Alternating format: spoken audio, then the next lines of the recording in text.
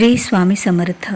हिंदू धर्मामध्ये शास्त्रानुसार अनेक झाडे पूजनीय आहेत आणि त्याचं महत्त्व पण प्रत्येक झाडाचं असं वेगवेगळं आहे. पण त्या पूजनीय झाडातील एक झाड म्हणजे तुळशीचं.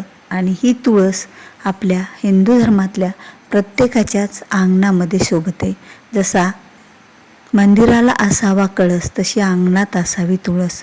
ज्या घरामध्ये अंगणात तुळस असते ते घर म्हणजे साक्षात त्या घरामध्ये सर्व देवी देवतांचा वास असतो. आणि आपल्या घरावर काही संकट येणारे ही तुळस माता अंगणातच त्या संकटाला रोखून धरते. म्हणजे आपल्या घरात आणि आपल्या उंबरठ्याच्या आत काही संकटे ती खरंच येऊ देत नसते. ही तुळस माता आपलं संरक्षण करते. जशी एक आई आपल्या लेकराचं संरक्षण करते त्याचप्रमाणे ही तुळस माता आपल्या सर्व कुटुंबाचं संरक्षण करत असते. आणि या तुळस मातेचं पूजन आपल्या घरामध्ये आपण सकाळ संध्याकाळ करतो. म्हणजे हिंदू धर्मात तुळशीला तुळस माता किंवा वरदा देवी म्हणून सुद्धा पूजले जाते. तुळस मातेचं स्वरूप तुळस ही भगवान विष्णूची अत्यंत प्रिय पत्नी मानली जाते. तिला लक्ष्मीचे अवतारसुद्धा म्हणून ओळखलं जातं. तिचं दुसरं रूप म्हणजे ती वृंदादेवी म्हणून सुद्धा ओळखली जाते. आणि तुळस रोज सकाळी आणि संध्याकाळी तुळशीला दिवा लावावा आणि सकाळीच फक्त पाणी घालावं, आरती करावी आणि यामुळे घरात पवित्रता आणि सकारात्मक ऊर्जा वाढते. मुळे घरात आरोग्य, संपत्ती आणि शांतता नांदते. त्याचबरोबर महिला जर तुळशीला पाणी घालत असल्या, त्यांची पूजा करत असल्या तर त्यांच्या सौभाग्यातसुद्धा वाढ होत असते. म्हणजे सौभाग्य, सुख, शांती प्रदान करणारी ही तुळस माता. पण तुळस घरात असेल तर ह्या काही चुका करू नका, कारण पुण्याऐवजी पापसुद्धा लागत असतं. आपल्या हातून कळत न कळत आणि अशा आपल्याला माहीत नसलेल्या बऱ्याच चुका होतात. कारण तुळशीचं घरात जर तुळशीचं झाड असेल, रोपटं असेल तर आपण खरंच ह्या काही चुका टाळायलाच पाहिजेत. कारण ह्या चुका जर आपण नाही टाळल्या तर बऱ्याच गोष्टी आपल्याला भोगाव्या पण लागत असतात. कारण तुळस माता ही फक्त एक वृक्ष नसून एक पूजनीय आणि तिला देवत्वसुद्धा तिच्यामध्ये आहे. म्हणून तर ती श्री विष्णूंना अतिशय अशी प्रिय आहे. श्री विष्णूच्या प्रत्येक पूजेमध्ये आणि नैवेद्यामध्ये तुळस माता असली तरच तो नैवेद्य श्री विष्णूंना, कृष्णांना त्यांच्यापर्यंत पोचत असतो आणि त्याचं पुण्य आपल्याला मिळत असतं. पण आपल्याकडून ह्या काही चुका होतात. बघा, अंगणामध्ये तुळस आहे, अंगणात तुळस आहे म्हटलं तरीही तिची पवित्रताही राखायलाच हवी.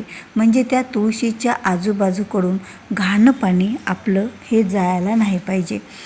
आणि दुसरी गोष्ट म्हणजे ज्या घरामध्ये तुळस आहे अंगणामध्ये त्या घरातल्या व्यक्तीने शुद्ध आणि पवित्र असल्याशिवाय तुळशीला स्पर्शसुद्धा करू नये. बरेच जण तुळशीला स्पर्श एक झाड म्हणून घरातील व्यक्ती करतात. आता महिलांना तर बऱ्याचपैकी 90% महिलांना ह्या गोष्टीची माहिती आहे आणि काही महिलांना माहीतसुद्धा नाही आहे की दररोज सकाळी बघा आपण झाडतानासुद्धा जर तुळशीला आपला स्पर्श आंघोळीच्या अगोदर होता कामा नये. कारण तुळस माता ही पवित्र, शुद्धतेचं आणि आपल्या सौभाग्याचं प्रतीक असल्याकारणाने तुळस मातेला आपण स्नानादी करूनच तिला स्पर्श करावा. आता दुसरी गोष्ट म्हणजे तुळस मातेला आपण जे दररोज तिची पूजा करतो आणि तिला पाणी घालत असतो, पाणी अर्पण करतो, हे पाणी आपल्याला दररोजच घालायचं आहे. पण 2 दिवस सोडून. एक म्हणजे एकादश आणि एकादशीचे दुसरा दिवस म्हणजे द्वादशी बार्शी, ह्या 2 दिवससुद्धा तुळशीला पाणी घालायचं नसतं. कारण तुळस मातांनी निर्जल एकादशीचा उपास धरलेला असतो दर पंधरवाडी एकादशीला. म्हणून ही चूकसुद्धा आपल्याला कुठेतरी टाळायलाच हवी. कारण जर आपण तुळस मातेला एकादशीला आणि द्वादशीला पाणी घातलं तर तिची उपवास हा आपल्याकडून तिचा देवीचा उपवास मोडला जातो आणि त्यावेळेला त्याचं पापसुद्धा आपल्याला लागत असतं. आता दुसरी जी चूक आहे ती चूक म्हणजे बघा, आपण सगळेच जण तुळस मातेला दिवा लावतो. दिवा, अगरबत्ती ही तुळस मातेजवळ बरेच जण सकाळ संध्याकाळ पण लावतात.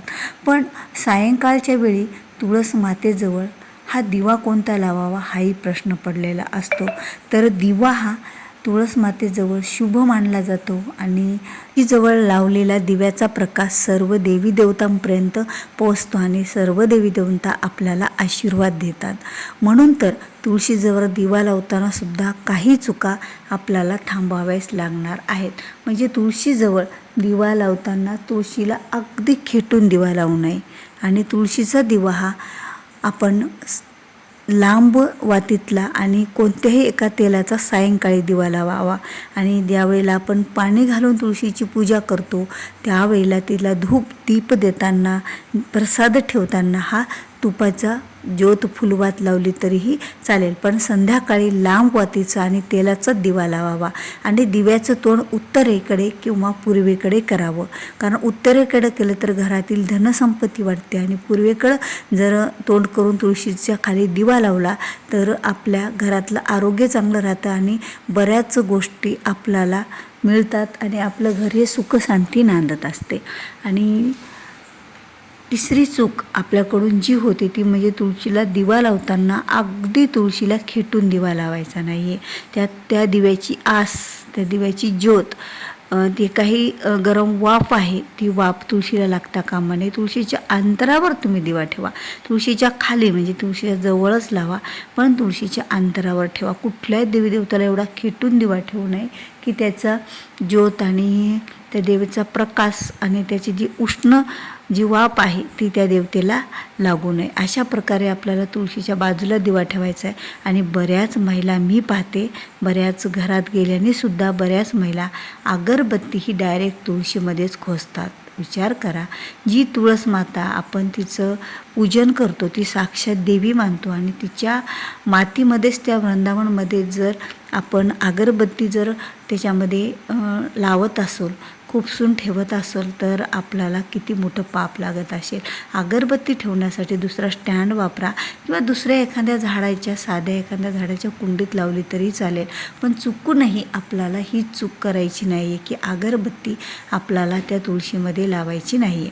आता दुसरी एक चूक म्हणजे या तुळशी जी काही मंजुळा आणि पानं हे श्रीकृष्णाला अर्पण केली जातात, विष्णूंना अर्पण केली जातात आणि त्याचं पुण्यसुद्धा अगणित असं आहे.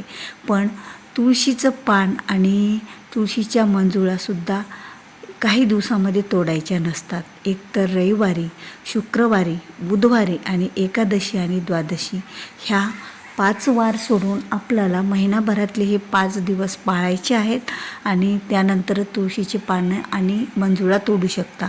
पण ते तोडताना सुद्धा आपल्याला म्हणावं लागते की हे तुळस माते, मी ह्या तुझे पानं आणि मंजुळा श्रीकृष्णासाठी तोडत आहे, त्यामुळे मला तू माफ कर, असं म्हणूनच नारायण नारायण असं म्हणत तुळशीचे पाने आणि त्या मंजुळा तोडाव्या.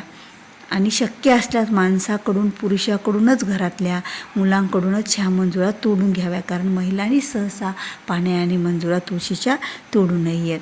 तर अशा काही ज्या चुका आहेत ह्या चुका आपल्याला खरंच टाळायच्या आहेत.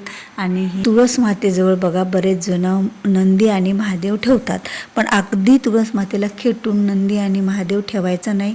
त्यांच्यासाठी वेगळा ओटा करा किंवा त्याच ओट्यावर थोडा लांब अंतरावर तुळशीजवळ महादेव हा ठेवू नये. तर तुळशीला एकाच पात्रामध्ये नैवेद्य किंवा आपण प्रसाद जी काही साखर ठेवतो ती एकाच पात्रात ठेवायची नाही आहे, कारण तुळशीला वेगळा नैवेद्य आणि वेगळी साखर वेगळ्या वाटीत किंवा प्लेटमध्ये ठेवावी आणि महादेवाला आणि नंदीलाही वेगळी ठेवायची असते. तर अशा काही चुका आपल्याला खरंच टाळायच्या आहेत. आणि ह्या चुका जर आपण करत असलो आणि आपल्या घरात तुळशीचं रोप असूनसुद्धा आणि तुळस मातेची पूजा करूनसुद्धा आपल्याला पुण्याऐवजी पाप हे लागत असतं. तर व्हिडिओ आवडला असेल तर व्हिडिओला लाईक करा, शेअर करा. स्वामी शिवामार्ग या चॅनलवर नवीन असेल तर चॅनलला सबस्क्राईब करा, कारण जेव्हा किंवा मी अशी नवीन माहितीपूर्ण व्हिडिओ माझ्या चॅनलवर अपलोड करेल त्यावेळेला त्याबद्दलची माहिती तुम्हाला अगोदर मिळेल. तर भेटूया पुन्हा अशाच एका नवीन माहितीपूर्ण व्हिडिओसोबत. तोपर्यंत श्री स्वामी समर्थ. जय जय स्वामी समर्थ. जय तुळस माते.